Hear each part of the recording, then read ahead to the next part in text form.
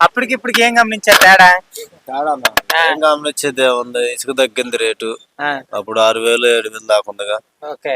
ఇప్పుడు 2,500కి 2,700 వస్తుంది. ఆ, అంటే అప్పుడు వచ్చి తీసుకున్నారు, ఇప్పుడు ఇసుక ఇచ్చారంటారు మరి చంద్రబాబు నాయుడు గారు రాగానే. ఇచ్చారు, బాగానే ఇచ్చారు. అంటే ఎంత ఉంది బాగా మీకు తెలిసినంత వరకు రేట్ ఎంత ఉంది? 2,500 2,700 తీసుకుంటున్నారు. ఇంటికి తీసుకొచ్చి పోస్తే ఆ, కిరాయి కూడా వాళ్ళే, మొత్తం అమౌంట్ ఇచ్చేస్తే వాళ్ళే తీసుకొచ్చి పోతున్నారు, ఓకే. టాటర్ వాళ్ళే.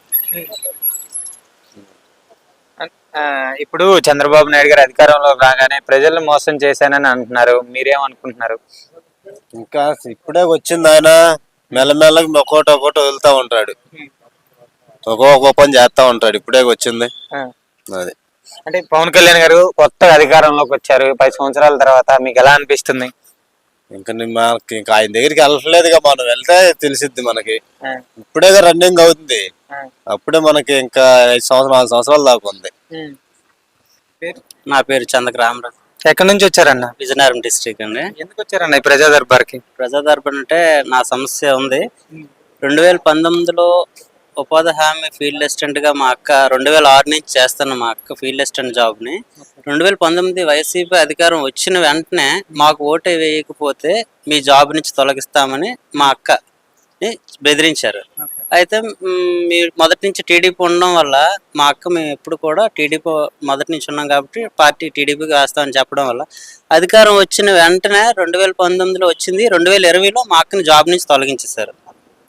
ఇలాగ మళ్ళీ మా నాన్నగారు పెన్షన్ తొలగించడం చాలా ఇబ్బందులు పెట్టారు మా కుటుంబంలోని. అంటే ఇప్పుడు ఈ కూటమి ప్రభుత్వం వచ్చింది కదా, మీకు అనేది ఎలా అనిపిస్తుందండి? చాలా బాగుందండి, నిజంగా కక్ష సాధింపు అలాంటి రాజకీయాలకి అతీతంగా ఈ పాలన ఉంటది. పవన్ కళ్యాణ్ గారి నాయకత్వం, చంద్రబాబు గారి నాయకత్వం, లోకేష్ గారి నాయకత్వం నిజంగా అద్భుతంగా ఉంటది, నేనైతే కోరుకుంటానండి. గతంలో చూశారు కదా మీరు జగన్మోహన్ రెడ్డి గారి పాలనలో, మీకు ఎలా అనిపించిందండి? నాకైతే నచ్చలేదండి. ఎందుకంటే మా కుటుంబానికి అన్యాయం జరిగింది. ఇప్పుడు రాష్ట్రం మొత్తం నేను చూడలేను, సమస్యలను టీవీలో చూడడమే, కానీ మా కుటుంబంలో మాకు అన్యాయం జరిగిందంటే మరి అందరికీ అన్యాయం జరుగుతుందని నేను 100% నమ్ముతున్నాను. ఇప్పుడు చూసుకుంటే రోడ్ల విషయంలో కానీ, అలానే నిత్యావసర సరుకులు కానీ చంద్రబాబు నాయుడు గారు ఎలా చేస్తున్నారు? ఇప్పుడు బాబు గారి పాలన అయితే నిజంగానే సనాతన ధర్మం గురించి పవన్ కళ్యాణ్ పోరాడుతున్నారు. లోకేష్ బాబు గారు ఐటీ జాబ్స్ గురించి పోరాడుతున్నారు. సంపద సృష్టించి నేను పథకాలు ఏదైనా డెవలప్ చేస్తానని బాబు గారు అంటున్నారు. నిజంగానే చాలా అద్భుతంగా ఉంటుందని కోరుకుంటున్నాను. అంటే చంద్రబాబు నాయుడు గారు అంత పెద్ద మనిషిని గతంలో కొడాల నానిని కానీ, వల్లభనేని వంశీ కానీ అలా మాట్లాడడం కరెక్ట్ అంటారా?